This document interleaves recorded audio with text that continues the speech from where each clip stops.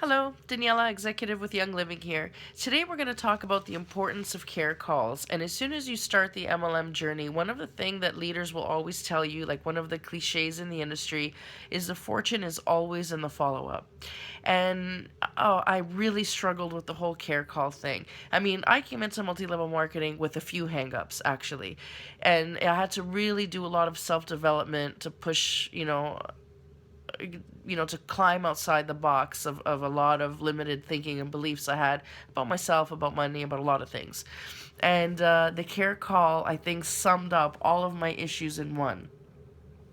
I had no problem sharing the product with people and letting people know that it worked or whatever. And if they chose to buy a kit, hooray. My issue was following up with them afterwards because they've already spent a lot of money on a kit. And I didn't want them to feel as though my phone call or my connection to them was to try and already get them to buy something else. And I had a really big hang up about that. And all the leaders in my organization all say, well, you're not calling to sell oils. As a matter of fact, don't even talk about oils. You're calling to say hi, just to keep a connection. How's the wife? How's the kids? How's the job? That's great. Have a great day. And that's the end of it. And to me, that felt almost disingenuous because yeah, I'm calling and I'm not talking about oils and I'm talking about personal things and I'm enriching a personal connection. But at the same time, my reason for doing it is because these calls do positively influence business. Because what will end up happening is, after your call, whoever you spoke to will think, when I was taking Ningxia Red, I was feeling great and I haven't taken it in a while and I'm starting to feel run down. I should probably order some more of that. Or, oh, I forgot. I ran out of lemon. I needed to get some. Let me go make an order. So, yeah, it does indirectly affect your business in a good way. But because it did, I felt guilty. Like I was doing something wrong for being friendly in order to jog that memory. Like I had a real glitch about that until one particular care call. And that was someone who had purchased a kit. They were desperate for the kit. So much so that, they were doing research and learning before the kit arrived. When the kit arrived, I got a text. We had a open box party and she was set to go. And then I never heard a thing again. And I was concerned because I knew that this person had serious, motivation for using these oils. So I actually genuinely wondered, like, I wonder if she's okay. So I reached out and said, hey, you know what? I haven't heard from you since you bought your kit. Just want to make sure, like, did you get it? I mean, I knew she got it, but have you been using them? Do you love them? What's your favorite oil? Are there any that you hate? Do you have any questions since you've started using them? And sure enough, someone had scared her off them. She had heard some information about how dangerous they were or whatever, and it frightened her and she stopped using them. So, we had a great conversation about the different uses and safety guidelines. I sent her Young Living safety guideline. Just Google Young Living safety guideline and you'll get the link. And it talks about the different ways to use the oils and how to be safe, the difference between hot oils and regular oils, the whole spiel. And as soon as she learned a little bit more, that shifted her confidence. And now she's ready to embark on that journey again. So now I'm wondering how many people in my downline, had I followed up, maybe just had a simple question they didn't want to bother me with or whatever. And as a result, they didn't get the benefits of these amazing oils and everything just fizzled. So now I make a conscious practice of reaching out to as many people in my downline as possible just to keep enriching that relationship because something else has happened indirectly.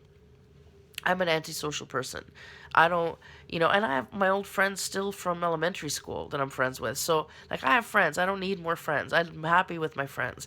So, when network marketing came into the picture, I was interested in the money I could make from network marketing. I was interested in empowering people the same way I was empowered by these amazing products. What I was not interested in doing was expanding my social circle, And then you kind of get in your little niche. So, I have my little niche friends and we're comfortable with each other and whatever. And we're like, twins pretty much in many ways.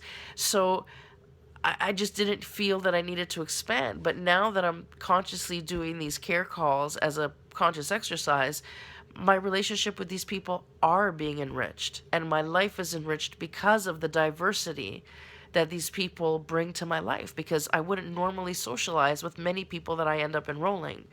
But that connection just shows me how much in common I have with a lot of different demographics that I may not have considered before.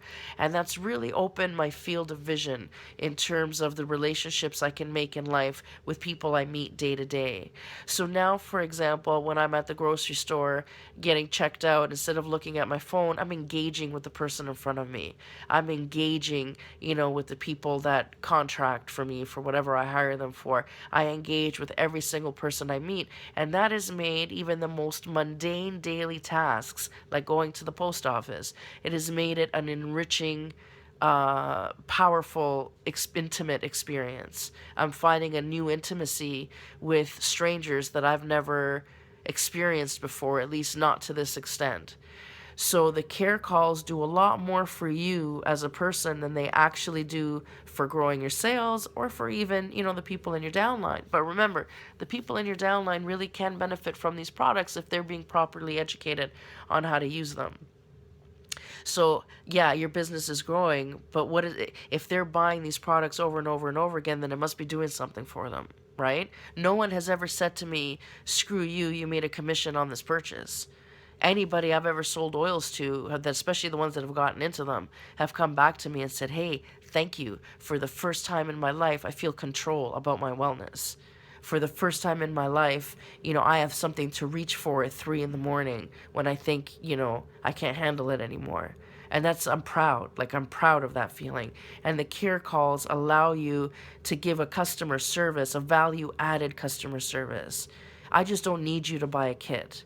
I want you to be well. I want you to explore wellness and your own potential. And I'm here for you as you do that. And that's nice to be able to offer that to the people in your group. Now, let's talk nuts and bolts, right? Business stuff. How does it impact you? Well, here's the deal. In order to rank up, you have to have so many legs, and each leg has to have so much volume.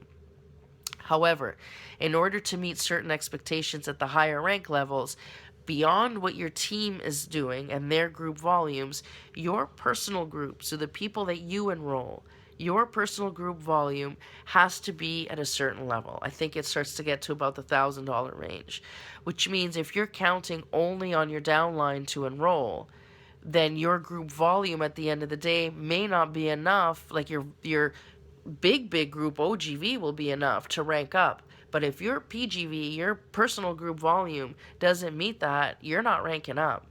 So you want to make sure that, although, yeah, focus a lot of your energy on enriching your downline, but you have to either keep enrolling or get the people you enroll on essential rewards or as a repeat customer, because you need to keep your personal group volume at a certain level, aside from what your downlines might be doing.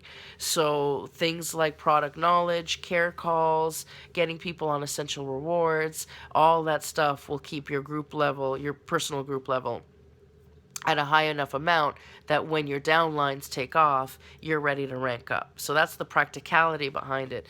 But really, honestly, and when when upline members used to say this to me, it's not the money, it's the people you meet, the networking you do, the relationships you build. It's true.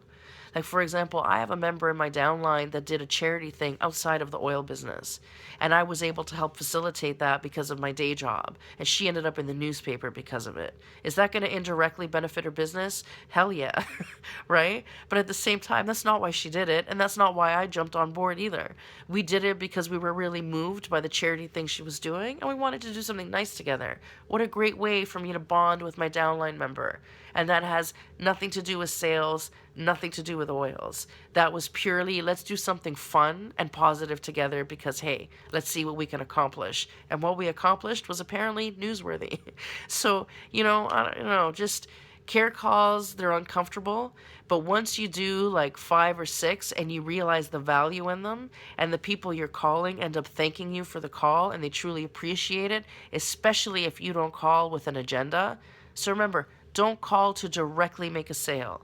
That's going to happen indirectly. It might even come up in conversation indirectly, but that should not be your agenda for the call. The agenda for the call is to keep kindling your relationship And then that relationship eventually will offer benefits to both you and to that other person. And that's not me doing word spin, or that's legitimately the situation. So enjoy those care calls. They really, really, really, really impact your business in a positive way, but more importantly, your life.